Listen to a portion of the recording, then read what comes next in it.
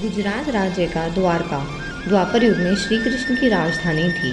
यहाँ मंदिर में स्थापित श्री कृष्ण की मूर्ति की द्वारकाधीश के रूप में पूजा की जाती है। हिंदू धर्म के 4 धामों में से द्वारका धाम का पवित्र मंदिर गोमती नदी के किनारे बसा हुआ है और बहुत ही सुंदर व अद्भुत है। इस स्थान पर गोमती नदी अरब सागर से मिल जाती है। ये मान्यता है कि द्वारका नगरी श्री कृष्ण ने बसाई थी। आखिर श्री कृष्ण मथुरा से द्वारका क्यों आए? मथुरा में जब भगवान श्री कृष्ण ने कंस का वध कर वहाँ की प्रजा को उसके क्रूर शासक से बचाया, उसके बाद कंस के पिता उग्रसेन को वहाँ का शासक बना दिया। यह बात कंस के ससुर जरासंध को स्वीकार्य नहीं थी, इसलिए जरासंध ने यादव कुल का नाश करने की शपथ ले ली। प्रतिशोध लेने के लिए जरासंध ने मथुरा नगरी पर 17 बार आक्रमण किया, जिससे वहाँ की प्रजा को क्षति पहुँचने लगी। मथुरा वासियों की रक्षा हेतु भगवान श्री कृष्ण ने सभी यादव कुल को साथ लेकर द्वारका जाने का निर्णय किया। इसलिए श्री कृष्ण को रणछोड़ राय के नाम से भी जाना जाता है। हिंदू पुराणों के अनुसार श्री कृष्ण का आग्रह पर विश्वकर्मा जी ने गोमती नदी के तट पर समुद्र के एक टुकड़े पर केवल एक रात्रि में ही ये भव्य नगरी का निर्माण किया था। उस समय धन और समृद्धि के कारण इसे स्वर्ण द्वारका कहा जाता था। यहाँ स्वर्ण का दरवाज़ा भी लगा हुआ था। इस नगर में बहुत से द्वार होने के कारण इसका नाम द्वारका पड़ा। द्वारका नगरी से जुड़ा एक और इतिहास है। इस स्थान पर एक कुश नाम का राक्षस रहता था, जो ब्रह्मा जी के विभिन्न प्रयासों के बाद भी नहीं मरा। वह बहुत उपद्रवी था। श्री विक्रम ने उसे भूमि में गाड़कर उसके ऊपर लिंग मूर्ति की स्थापना की, जिसे कुशवेश्वर कहा गया।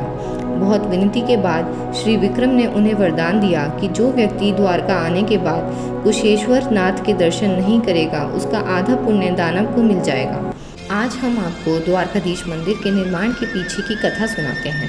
एक बार महर्षि दुर्वासा भगवान श्री कृष्ण और रुक्मिणी के दर्शन हेतु द्वारका पधारे। दर्शन के पश्चात उन्होंने भगवान से उनके निवास स्थान पर चलने का अनुरोध किया, जिसे उन्होंने स्वीकार किया।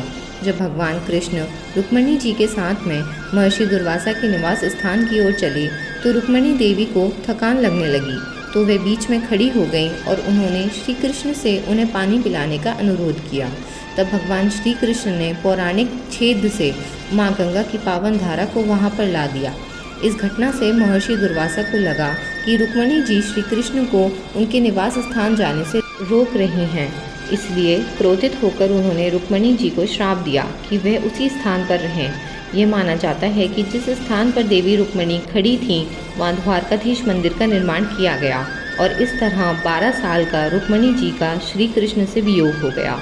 इस मंदिर का निर्माण भगवान श्री कृष्ण के पोते वज्रकनाथ ने करवाया था। यह मंदिर लगभग 2000 साल पुराना है। इस मंदिर के शिखर पर झंडा लगा हुआ है, जिसमें चंद्रमा और सूर्य की आकृति बनी हुई है। इस ध्वज को हर दिन 5 बार बदला जाता है।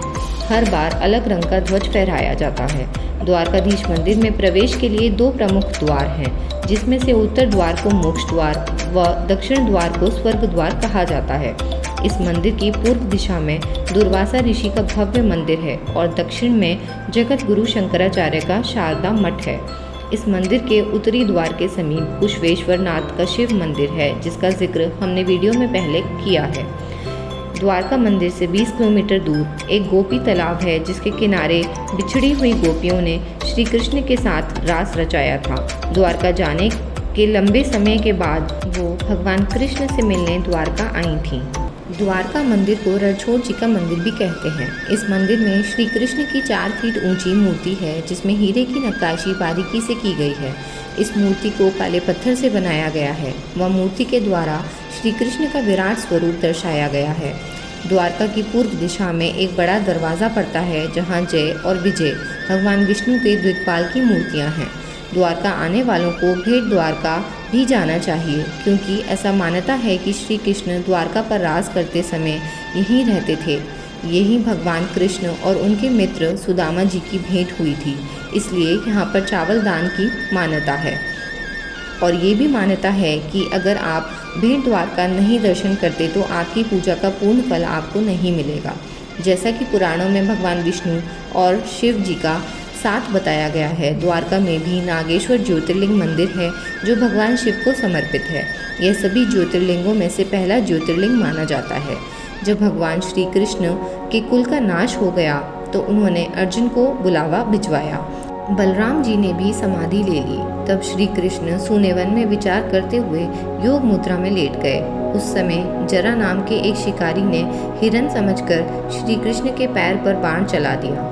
उनके परम धाम जाने के बाद अर्जुन सभी को लेकर इंद्रप्रस्थ चले गए और यह नगर समुद्र में समा गया। समुद्र के नीचे द्वारका नगरी का रहस्य जानने के लिए अभी भी शोध चल रहा है। पूरी द्वारका नगरी 3 हिस्सों में बटी है।